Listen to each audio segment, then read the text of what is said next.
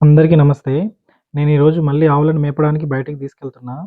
ఈ ఆవులు బయటికెళ్ళే క్రమంలో అవి చాలా సేపు లోపల ఉంటాయి కాబట్టి, ఎప్పుడు బయటికొచ్చి పరిగెడదామా అని చూస్తుంటాయి. ఇలా ఆవులు బయటికొచ్చే క్రమంలో కొన్ని ఆవులు బయటికి వస్తాయి, కొన్ని లోపలనే ఉండిపోతాయి. ఎందుకంటే ఆవుల మంద ఎక్కువగా ఉండడం వలన బయటికి ఎళ్ళేటప్పుడు అవి అయితే చాలా తొందర పడుతుంటాయి. ఇలా బయటికి రాగానే తెగ పరిగెడుతుంటాయి. తెగ పరిగెత్తుతుంటాయి. ఎందుకంటే ఇలా దారిలో పరిగెత్తేటప్పుడు అపోజిట్ వేరే ఆవులొచ్చినా, దూడలొచ్చినా, మనుషులొచ్చినా కొంచెం ఇబ్బందే. చూడండి ఈ బైకయినయితే ఇబ్బంది పడుతున్నాడు. ఇప్పుడు ప్రస్తుతానికైతే మా దగ్గర కొన్ని వర్షాలు పడడం వలన నేనెళ్ళే దారిలో కొంచెం దారి సరిగ్గా పోవడం వలన ఇలా వాటరయితే పడింది. ఇలా పోవడమే నేను ఆవులను తీసుకొనైతే ఎళ్తున్నా. అయితే నేను వేరే పొలంలోకి గాదు, మా పొలంలోకే తీసుకెళ్తున్నా. అలా వెళ్ళే క్రమంలో ఇలా కొంచెం బాటపోటయితే ఎళ్ళాల్సుంటది. చూడండి ఆవులు రాగానే పరిగెత్తుతాయి. వాటిని మనం ఎక్కడైతే మేపాలనుకుంటున్నామో, మనం అవి కొంచెం మేయడానికి కొంచెం టైం అయితే తీసుకుంటాయి. అలా అవి సెట్ అవ్వడానికి మినిమమ్ ఎంత లేదన్నా ఒక హాఫ్ అన్ అవర్ తీసుకుంటాయి. రావడమే తెగ పరిగెత్తుతాయి. ముఖ్యంగా లేగదూడలతో చాలా ఇబ్బందుంటది. చూడండి ఈ లేగదూడలు అన్నిటికన్నా ముందలొచ్చి తెగ పరిగెత్తుతున్నాయి. మొత్తానికైతే ఒక ప్లేస్‌లోకొచ్చి ఈ ఆవులని మేపుతున్నా. ఈ ఆవులని మేపేటప్పుడు మనమైతే చాలా జాగ్రత్తగుండాలి. ఎందుకంటే, ఒకప్పుడు మనం బయటికి తీసుకెళ్ళి ఓపెన్ ప్లేస్‌లో నార్మల్‌గా ఎట్లా ఉండేదంటే చెరువెంట అని జెప్పేసి అట్లా ఓపెన్ ప్లేసులు ఉంటుండే. మేపడానికి మనకు స్థలాలైతే ఉంటుండే. ఇప్పుడు అలాంటి రోజులైతే ఎళ్ళిపోయినాయి. ఎక్కడైతే మన పొలం ఉంటదో అక్కడే మేపుకోవాలి. మరీ ముఖ్యంగా ఏంటంటే, ఈ ఆవులను మేపేటప్పుడు మనం చాలా జాగ్రత్తగా అయితే ఉండాలి. పక్క పొలాల్లో పడి మేస్తుంటాయి. ఇప్పుడు కొంచెం ఇది సమ్మర్ టైమ్ గాబట్టి పెద్దగా ఇబ్బంది లేదనుకోండి. మాక్సిమం అందరూ పొలాలు హార్వెస్టింగ్ చేసి ఎలాంటి పంటలైతే ఏయడానికి ఆస్కారం అయితే లేదు. ఈ ఎండాకాలంలో బయటకి ఆవులు మేపడానికి తీసుకెళ్ళినప్పుడు ఆవులకు పచ్చిగడ్డి ఎలా ఉండదు. ఎందుకంటే ఈ మా తెలంగాణ ప్రాంతంలో చాలా ఏరియాస్‌లో ఎండాకాలం వచ్చిందంటే బోర్‌లనేవి తక్కువ వాటర్ రావడం అనేది, లేదంటే ఉన్న వాటర్ ఎళ్ళిపోవడం అనేది, చాలామందికి మరీ ఇంకా ఇబ్బందేందంటే వాటరు బోర్‌లయితే ఏస్తారు. బోర్‌కి పక్కల కనెక్షన్ ఉంటది. ఒక బోర్ నడిస్తే ఇంకో బోర్ నడుస్తది. అంటే ఒక బోర్ నడిస్తే గానీ ఆఫ్ జేస్తే గానీ ఇంకో బోర్ నడవది. అట్లా చాలా ఇష్యూస్ అయితే ఉంటాయి. అవైతే నేను చాలా జూషినా. మా బోర్ గూడా వేరే వాళ్ళకి కనెక్షన్ ఉంది. అంటే ఎప్పుడైతే మనకు అలా వాటర్ సోర్స్ లేకుండా ఉంటదో, మనకి పచ్చిగడ్డి అనేది దొరకదు ఆవులకి. అది కొంచెం ఇబ్బందయితే ఉంటది. చూడండి మా దగ్గర వరి చేను కోయడం వలన ఇలా ఆవులనైతే బయటకిడిచి మేపుతున్నా. అవి ఓన్లీ గట్ల మీద ఉన్న గడ్డిని మాత్రమే ఏస్తుంటది. నేను చిన్నగున్నప్పుడు స్కూల్ డేస్‌లో మా దగ్గరున్న ఆవులు గానీ, బర్రెలు గానీ అట్లా మేపిన అలవాటయితే నాకుంది. అలా మేపడం అనేది నాకిప్పుడు చాలా ప్లస్ అయింది. నేను నార్మల్‌గా ఎప్పుడైతే జాబ్ జేస్తుండేనో, నేను మళ్ళీ ఎంత జాబ్ జేసినా గూడా నా ఊరు లైఫ్‌ని నేను మళ్ళీ అనుభవించాలి.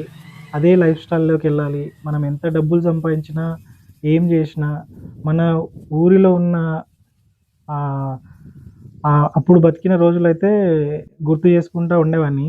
అదే ఉద్దేశంతోటి జాబ్ జేసేటప్పుడు నార్మల్‌గా ఎట్లా ఉండిందంటే, కొంచెం మనకైతే పైన కొంచెం టీమ్ లీడర్ అని, మేనేజర్స్ అని వాళ్ళుంటారు. వాళ్ళ దగ్గరన మనం కొంచెం వాళ్ళ యాటిట్యూడ్ సరిగ్గా లేకపోతే మనమైతే ప్రాబ్లమ్స్ ఫేస్ చేయాల్సొస్తది.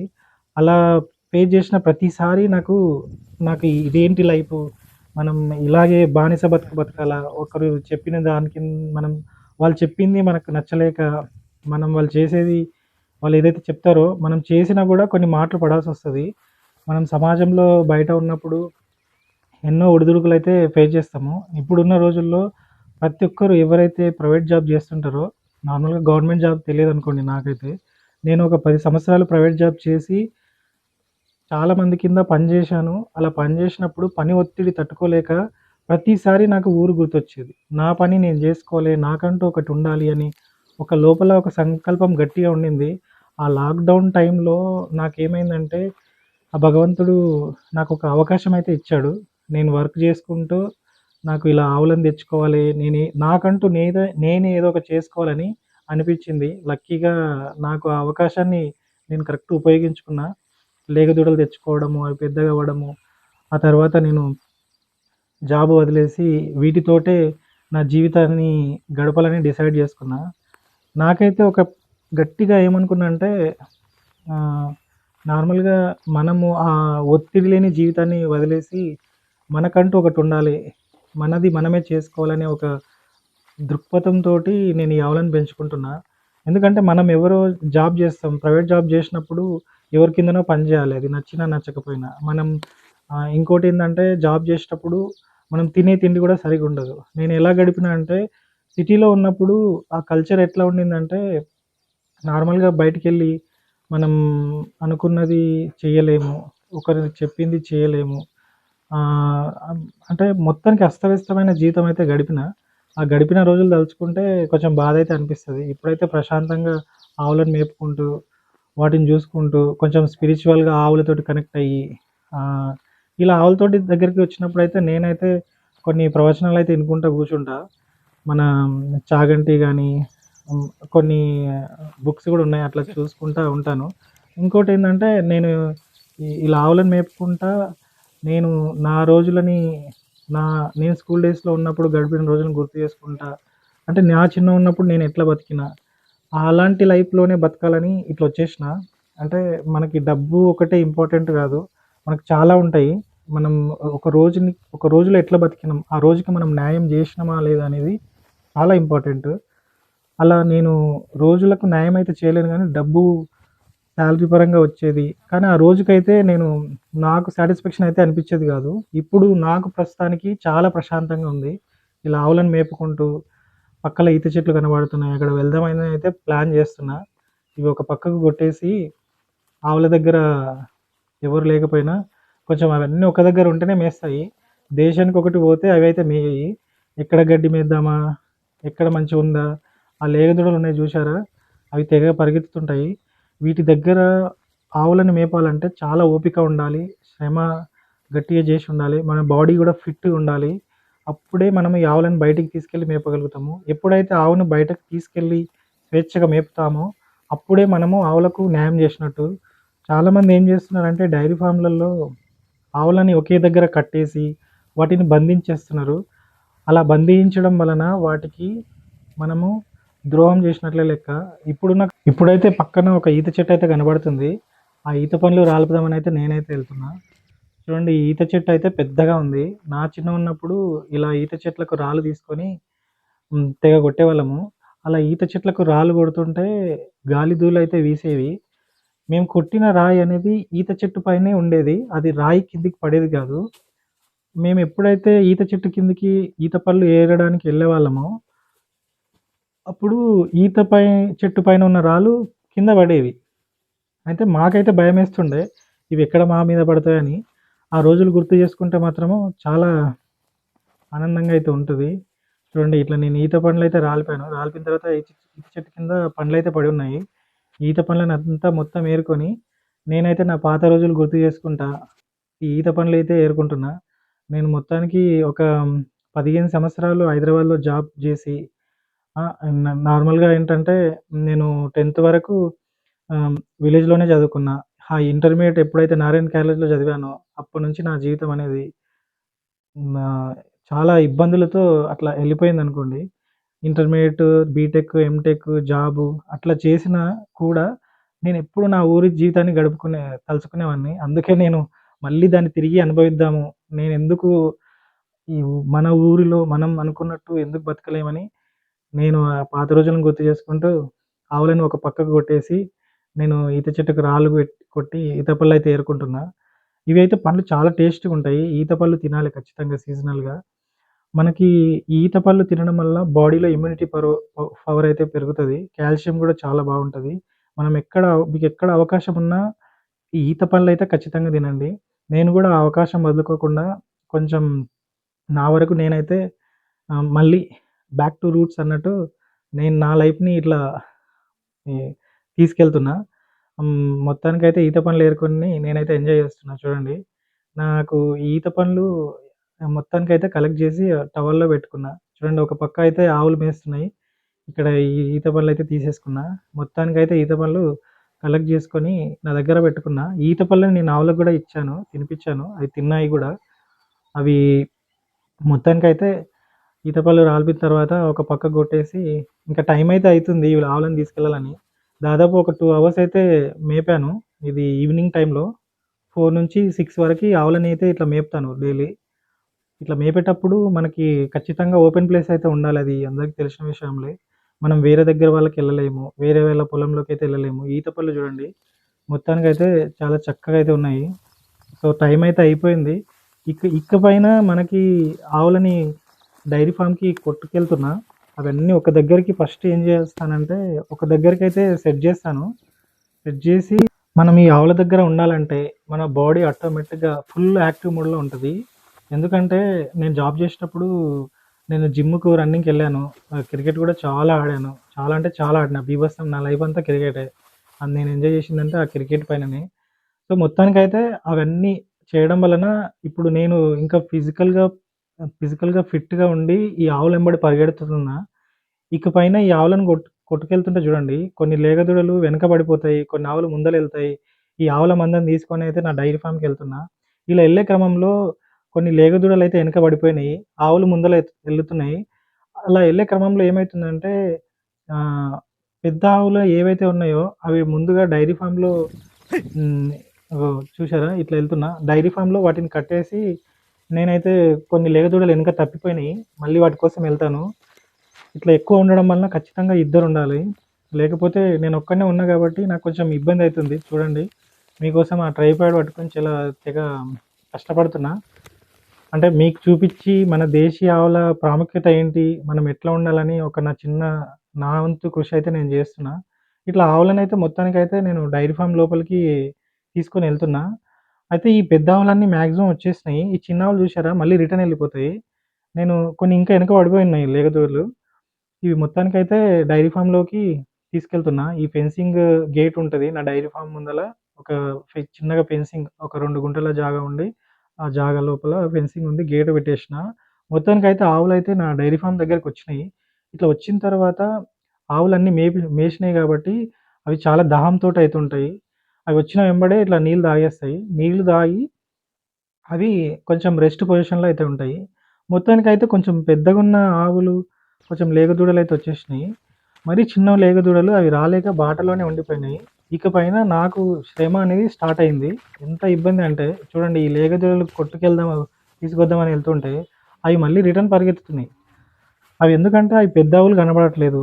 వాటికి ఎక్కడెళ్ళాలనో అర్థమైతలేదు. నేనేమో మళ్ళీ డైరీ ఫార్మ్‌కి తీసుకెళ్దామని నేను వీటెంబడి పరిగెత్తుతున్నా. 3 గ్రూపులుగా సెట్ అయ్యి, ఈ 3 లేగదూడలు ఇక్కడ, ఇంకొక 2 లేగదూడలు తోటలోకెళ్ళిపోయినాయి. ఏవి కొట్టుకురాకో అర్థం గాక ఇటు ఎళ్తున్నా. ఇదెందుకంటే ఇది మా పొలం దాటి ఎళ్ళిపోతున్నాయి ఈ లేగదూడలు. నేను వాటి ఎనకబడైతే తెగ పరిగెత్తుతున్నా.